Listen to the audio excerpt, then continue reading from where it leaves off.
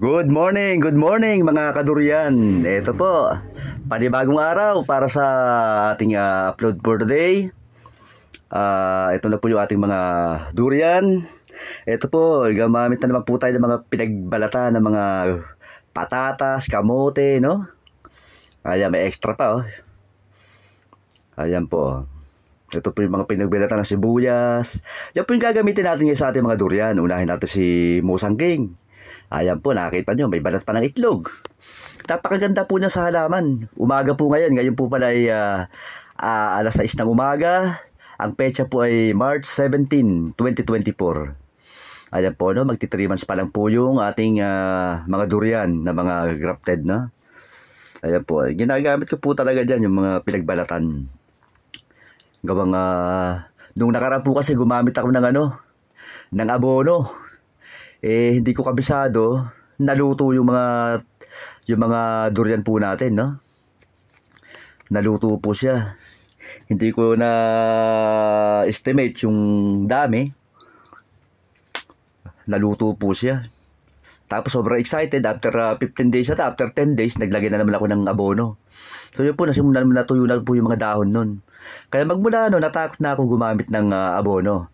So ngayon po ginagamit natin, ito po yung mga pinagbalatan, kahit nga po yung mga hasang ng isda. Yung po mga hasang ng isda, pwede nyo po rin gamitin yon. Napanood ko po yung dati sa Thailand, ginagamit din po nila yon. So tayo po pwede natin gamitin po dyan.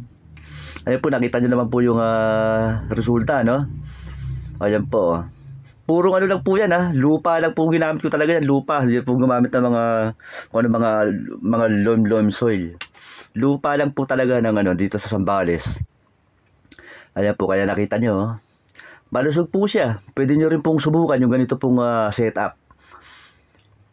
Pag po nito, pagka malalaki na, ilipat po natin sa maluwang na lupa. Dito po kasi sa amin, wala pong maluwang na lupa, oh. Ito lang po talaga yung harap ng bahay. Siguro pagka daling ko na lang po doon sa bakuran ng biyanan ko. Sa kabundukan po yun, medyo malayo po rito, no? Kaya po, magdilig po tayo. Ligo muna mga durian. So, ganyan po ginagawa kong pagdidilig. Ganyan po yung volume niya, no? Medyo pusisis ko ng konti para hindi masyadong mabigat yung bagsak ng tubig sa mga durian. So far po, sa loob po ng magtatatlong buwan, ganyan po yung pagdidilig na ginagawa ko. So nakita niya naman po yung resulta. Okay naman po yung kalagayan niya, no? Ayan po, meron din tayo dito mga avocado. Ayan po, nag-ano tayo ng mga avocado. Pero diyan po mga avocado po natin, po yan, from the seeds, no? Hindi po siya grafted. So next vlog po natin, pag-uusapan po natin yung mga avocado na yan. From the seeds po yan. So dito po muna tayo sa ating mga durian. Ayan po, gustong-gusto ng mga durian yan, yung ganyang klase na pagdidilig sa umaga, oh. Lalo po kasi ngayon, sobrang init po. Ayan po, nung madilig na po sila, nakangiti na po yung Musang King, oh. Eto, pati yung puyat. Pati si puyat, nakasmile na. Sakto po yung pagdilig, sabay tama ng araw, kaya enjoy na enjoy po nila. Ayan po. Ang ganda po ng mga dahon niya. Panay po ang labas ng mga talbos niya, no? Yung shoot. Ayan po. Ito po yan. Puyat, good morning. Ganyan po, kung minsan po kinakausap po yung mga durian natin yan, kinakausap ko po yan sila sa umaga, kahit sa hapon. Kaya po, kaya enjoy na enjoy ko naman yung pag-aalaga nito kasi actually po kasi sabihin mo ng 4 to 5 years, so maganda na po yan, pwede na po siyang bumunga, no? Basta tama lang po yung pag-aalaga. Meron din po tayong maliit. Ayan po, from the seeds po yan. Pag lumaki na po yan, pwede kong siyang i-graft. Depende rin po kung ito, may talim din po tayong ampalaya. Ayan po, nakita niyo po may rice hull pala. Ito po pala yun po pala yun. Yung lupa na ginamit ko po, kumuha lang ako ng ipa dun sa kiskisan. Tapos sinama ko pala dito. Yun po yung isang sinama ko.